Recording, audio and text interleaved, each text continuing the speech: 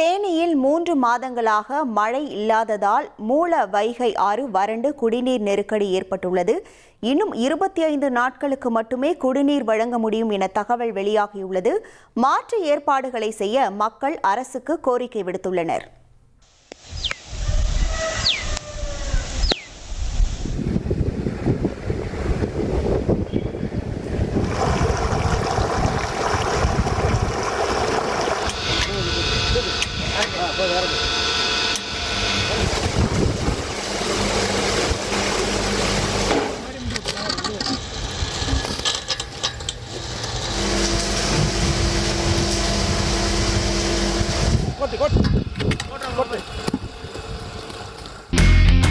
இனி செல்லும் இடமெல்லாம் செய்தி.